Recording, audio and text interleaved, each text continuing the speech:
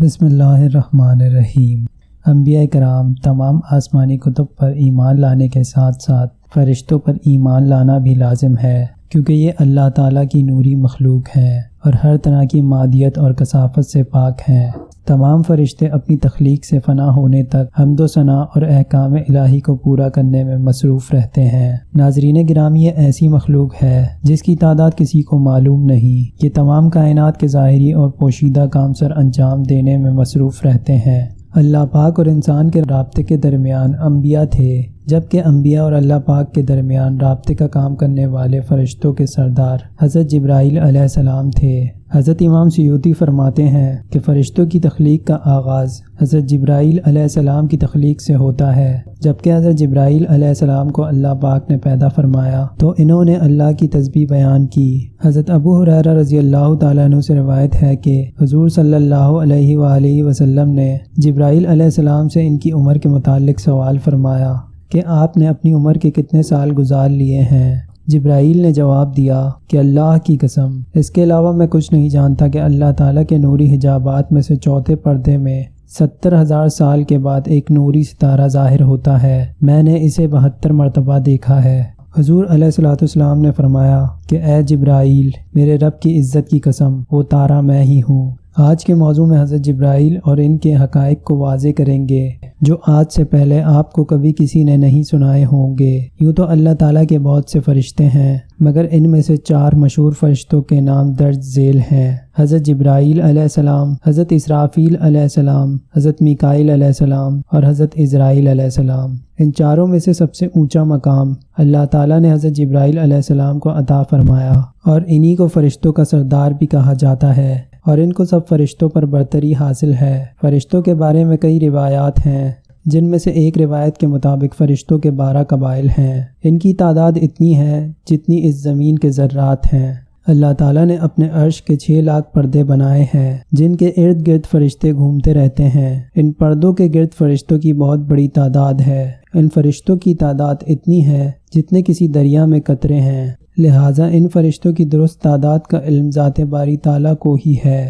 فرشتوں میں حضرت جبرائیل علیہ السلام کو بارگاہ الہی میں سب سے اعلیٰ مقام حاصل ہے۔ جبرائیل کا مطلب عبداللہ یعنی اللہ کا بندہ، اور میکائیل کے معنی عبید اللہ کے ہیں، اور اسرافیل کے معنی عبد الرحمن کے ہیں۔ ہر وہ لفظ جس کا تعلق ایل کے ساتھ ہو تو وہ اللہ تعالیٰ کی عبادت کرنے والا ہے۔ قرآن حکیم میں 3 جگہوں پر حضرت جبرائیل علیہ السلام کا ذکر ہے۔ حضرت جبرائیل علیہ السلام کو روح القدس اور روح الامین بھی کہا جاتا ہے۔ حضرت جبرائیل کو اللہ تعالیٰ نے پیدا فرمایا تو حضرت جبرائیل پیدا ہوتے ہی سجدے میں گر پڑے۔ اس سجدے کا دورانیہ 30,000 سالوں کی مدت تک جاری رہا۔ حضرت جبرائیل علیہ السلام نے جب سجدے سے سر اٹھایا تو اللہ تعالیٰ نے ارشاد فرمایا، ہم نے تمہیں ایک خاص نور سے پیدا فرمایا اور تمام خواہشات، نفسیات، بیماری، تلاش معاش سے بری رکھا ہے۔ تمہیں کوئی بھٹکانے والا اور راہ راست سے ہٹانے والا نہیں ہوگا۔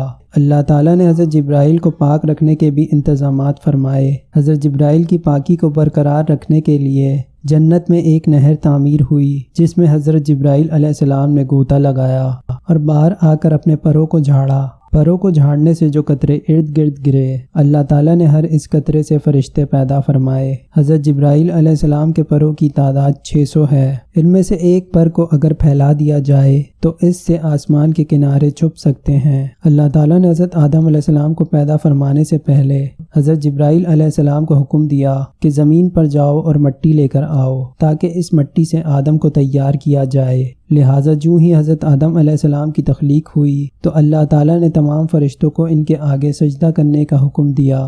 حضرت آدم علیہ السلام کو سب سے پہلے سجدہ کرنے والوں میں حضرت جبرائیل علیہ السلام ہی تھے۔ ان کے بعد حضرت میکائیل، ان کے بعد حضرت اسرافیل، اور اس کے بعد حضرت عزرائیل علیہ السلام نے حضرت آدم علیہ السلام کو سجدہ کیا۔ چنانچہ حضرت آدم علیہ السلام کو سجدہ کرنے کی وجہ سے اللہ نے حضرت جبرائیل کو اعلیٰ مقام سے سرفراز فرمایا۔ حضرت جبرائیل علیہ السلام کو اللہ تعالیٰ کا پیغام پیغمبروں تک لے جانے اور مشکل وقت میں ان کی مدد کرنے کے فرائض سر انجام دینے پر مامور کیا گیا تھا۔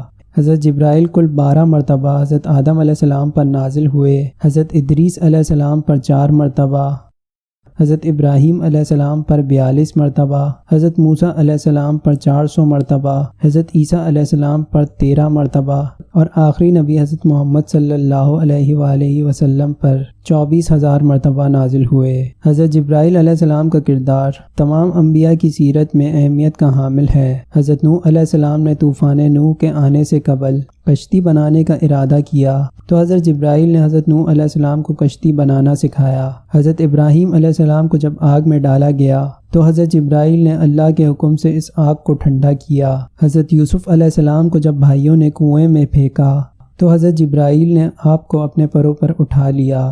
جب قوم لوط نے حضرت لوط علیہ السلام کے گھر کا گھیراؤ کیا تو حضرت جبرائیل نے ان کے منہ پر اپنا پر مارا جس سے وہ اندھے ہو گئے اور ان کے شر سے بچ کر حضرت لوط علیہ السلام دوسرے شہر چلے گئے، اور حضرت جبرائیل نے ہی قوم لوط کی بستی کو اپنے پروں پر اٹھا کر زمین پر دے مارا جس سے وہ تباہ و برباد ہو گئے۔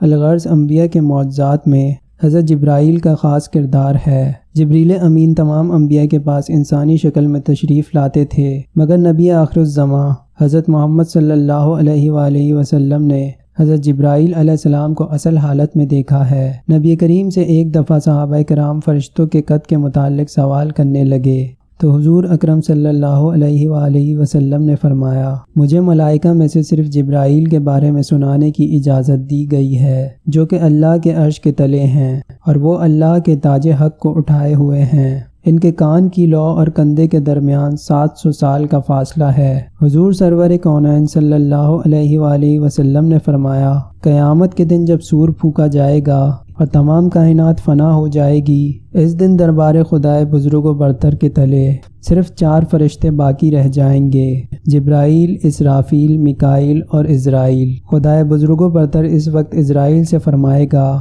کون باقی ہے؟ عزرائیل کہیں گے، اے پروردگار آپ کی ذات، میں آپ کا غلام۔ جبرائیل آپ کا غلام، میکائیل آپ کا غلام اور اسرافیل آپ کا غلام۔ اللہ پاک فرمائے گا، میکائیل کی روح قبض کر لو۔